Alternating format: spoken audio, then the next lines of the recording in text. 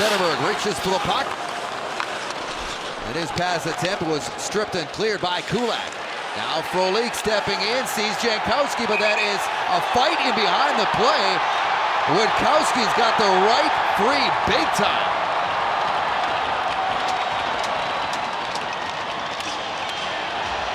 In there on Brett Kulak. Kulak got hit hard. He's going to make his way to the penalty box, but there was a solid left that caught him, and it stunned him. You'll recall earlier it was a hit on Nielsen by Tkachuk that upset him, and here Kulak comes in and he kind of rubs off Booth and gets his hands up at his face, and Witkowski comes in and he doesn't like it, and he challenges Kulak right away, and he's a willing participant, and the two of them square off there at center ice, and man, he took a sharp left. Witkowski still yapping as he's showing the gate.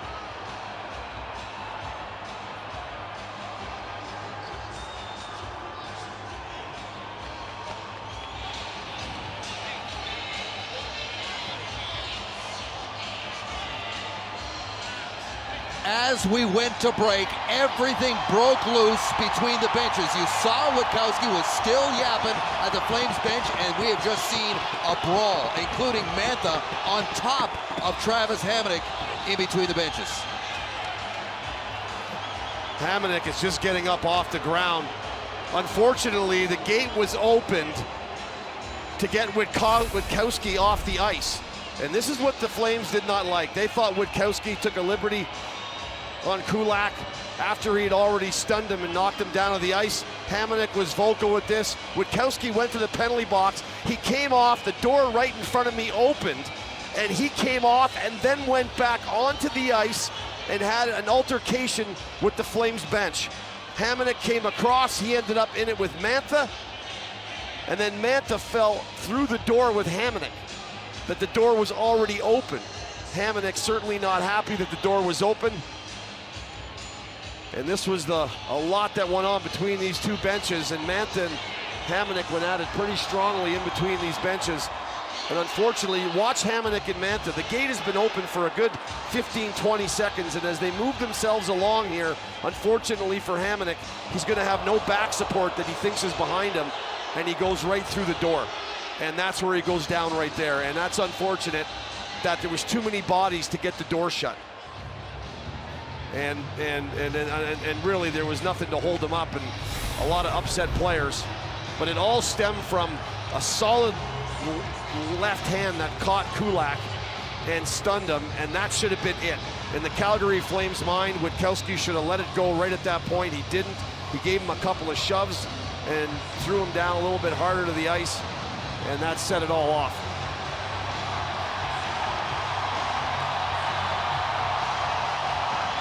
And the league will be looking at this one because I know the gate came open as you perfectly described right there, but Mantha remained on top of Hamonic and delivered several punches while he was down on the ground and defenseless. I felt terrible because I'm standing here and the gate is open because the gate was open to let Witkowski go to the locker room. And when the gate was open, he went back out through it, and then all the Red Wings got in the way. So unfortunately, I was jammed up against the gate that was open, and Hamonic was laying right below me, and I know he was mad, and it's unfortunate, but there was nothing we could do. You can see the gate, and I'm trying to keep the gate as open as I can so it doesn't get in the way. And the linesman is trying to get in to get Mantha off the top of Hamonic. Well, I've got an overhead view of everything up where I'm sitting, and there were several rights delivered by Mantha in that position right there. He was throwing a lot.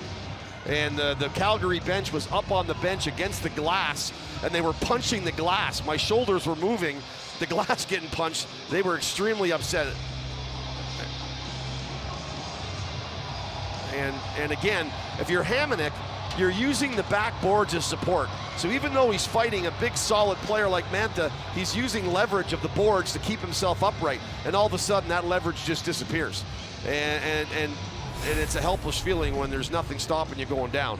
And it put him at a severe disadvantage for sure.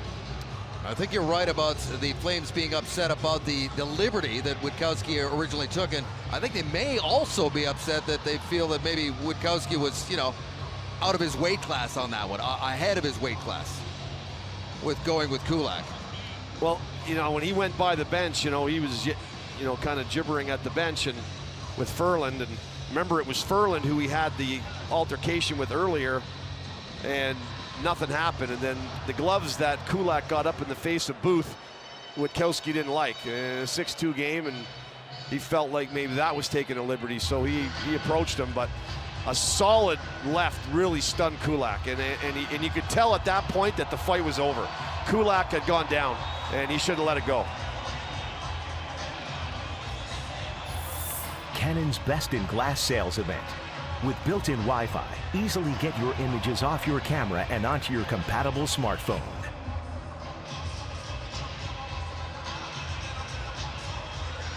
Well, here's the original fight, and you can see where Kulak's down on the ice, and he gets a couple of hard shoves, and then he starts to motion to Hamonic, I think he was trying to tell him to stop, like it's over.